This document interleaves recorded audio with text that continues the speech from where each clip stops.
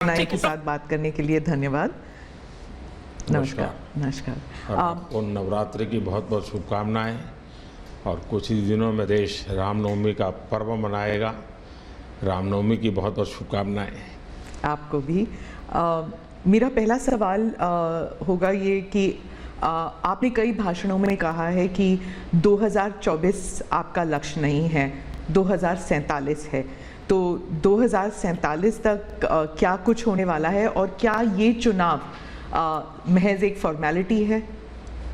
मैं समझता हूं कि 2047 को और 2024 दोनों को मिक्सअप नहीं करना चाहिए। दो अलग चीज़ें हैं। जब देश आज़ादी के 75 साल अमृत महोत्सव मना रहा था, उसी समय मैंने ये विषय सबके सामने रखना शुरू किया था, आज से 1-2 साल पहले।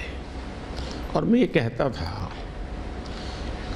कि 2047 देश की आज़ादी के 100 साल होंगे। स्वाभाविक रूप से ऐसे जो माइलस्टोन होते हैं वो एक प्रकार से नया उत्साह भरते हैं, नए संकल्प के लिए व्यक्ति को तैयार करते हैं।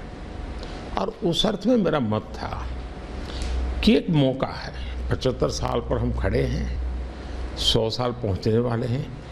इस 25 साल का सर्वाधिक उपयोग कैसे करें?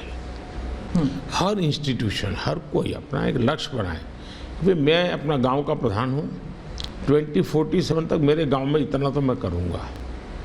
आरबीआई को मैं कार्यक्रम में भी गया, 90 साल का उनका कहा। तो मैंने कहा कि 10 साल बहुत महत्वपूर्ण है, आपके 100 साल होंगे, इस पर अभी से सोचिए।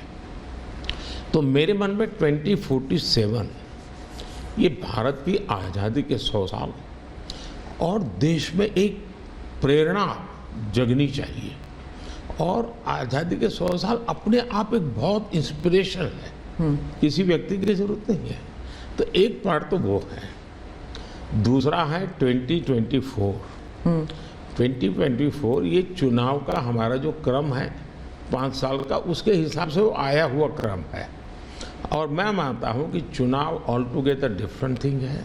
एक तरफ इस चुनाव में आप देखते हैं, लोकतंत्र में चुनाव को हमने लाइट नहीं लेना चाहिए।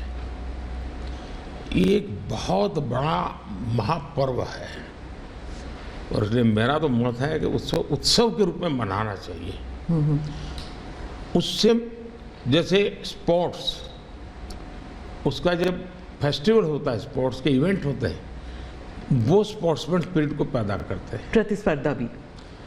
जब खेल का मैदान होता है तो देखने वाले, खेलने वाले, स्पोर्ट्समैन स्पिरिट का एक एनवायरनमेंट क्रिएट होता है जो हमारे संस्कार बन जाते हैं। चुनाव का ये माहौल अगर हम उत्सव में पलट दें, लोकोत्सव बना दें, तो हमारी रगों में, डेमोक्रेसी आने वाली पीढ़ियों के रगों में वो संस्कार बन जाती है। और लोकतंत्र के लिए बहुत आवश्यक है कि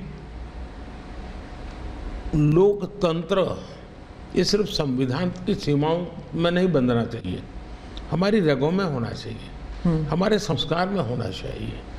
और उस अर्थ में मैं 2024 को देखता हूँ। ये बात सही है कि हमारा 25 साल का विजन, और उसमें मैंने बहुत काम किया है। और ये आज कर रहा हूँ ऐसा नहीं है। शायद मैं जब गुजरात में था तब भी इन दिशा में सोचता था।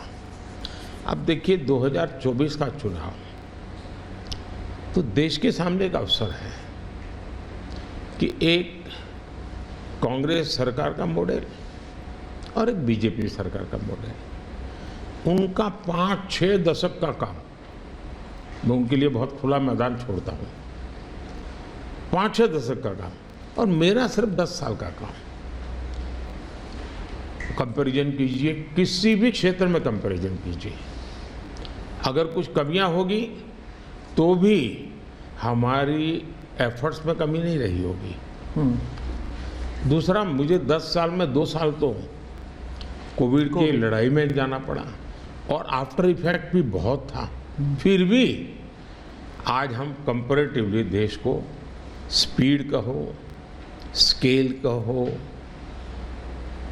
सर्वांगीण विकास की बात करें तो वो कहें, सर्व समावेशक विकास की बात कहें तो वो देखें।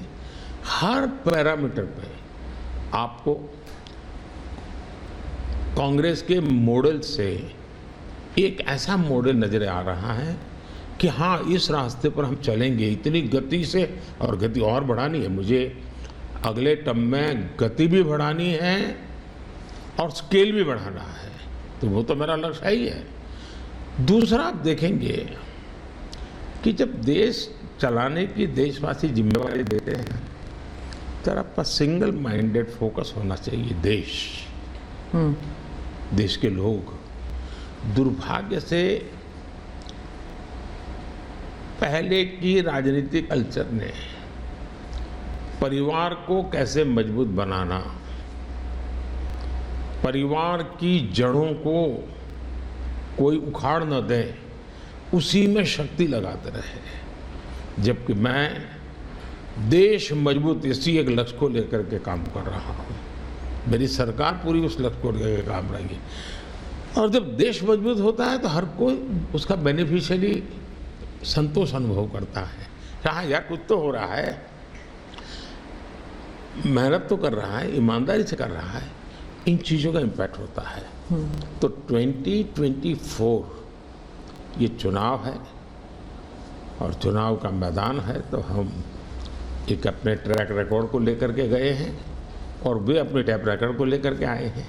अब प्रधानमंत्री जी, आपने दो चीज़ों का जिक्र किया जिसके बारे में पूछना चाहूँगी। एक तो जब आरबीआई में जब आपने कहा 2014 विजन वगैरह की बात कर रहे थे, तो जब आप कहते हैं कि ट्रेलर है, आपके स्पीचेस में कहते हैं अभी तो ट्रेलर है, मैं बहुत कुछ करने वाला हूँ, तो एक कस्बा होता है जो थोड़ा नर्वस हो जाता है कि करने क्या वाले हैं मोदी जी। एक वो नर्वस होते हैं, जो दूसरी जिनका विश्वास आप पर पूर्ण तरह है, वो सोचते हैं कि हाँ अभी और काम बाकी है और मोदी जी उसे अंजाम देने वाले हैं। तो दोनों के लिए आप अगर हमें बताएं कि विजन क्या है कि 2047 तक किस तरह ये विजन सक्सेसफुल होगा, क्या आपका गेम प्लान है?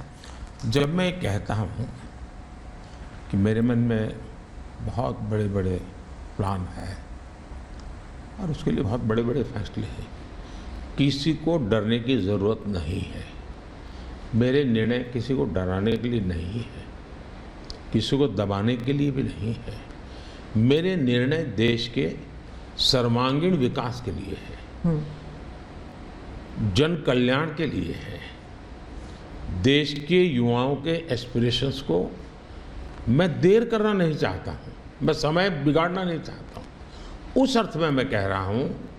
दूसरी बात है, ज़्यादातर सरकारों का स्वभाव होता है वो ये मिजाज में रहते हैं हमने तो सब कुछ कर लिया, हम तो सब कुछ करते हैं। मैं नहीं मानता हूँ मैंने सब कुछ कर लिया है।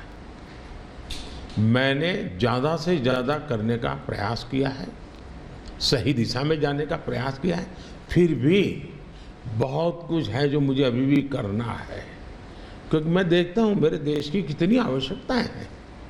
हर परिवार का सपना, वो सपना कैसे पूरा हो, ये मेरे दिल में पड़ा हुआ है। और इसलिए मैं कहता हूँ जो हुआ है वो ट्रेलर है, आपको अच्छा लगा है, लेकिन मैं बहुत अधिक करना चाहता हूँ, उस अर्थ में मैं उस बात को कहता हूँ।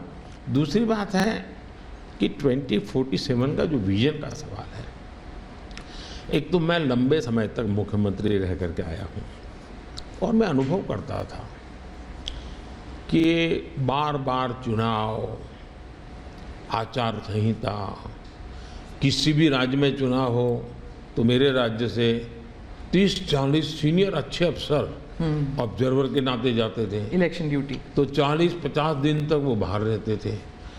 तो मुझे एक चिंता रहती थी कि मैं सरकार कैसे चलाऊं, क्योंकि देश में ऐसे चुनाव होते ही रहते और मेरे ऑब्जर्वर जाते रहते हैं। तो मैं तो फिर मैंने सोचा कि मैं ये इसको वैकेशन नहीं मानता हूँ। मैं चुनाव होगा तो उस पीरियड को वैकेशन के रूप में नहीं लूँगा। मैं अफसरों को पहले से काम देता हूँ, भाई अगली सरकार के लिए ये काम करो। तो मैं उस समय भी 100 दिन का प्लान करता था। हाँ, उसी पे पूछना था मुझे। हाँ। अभी तो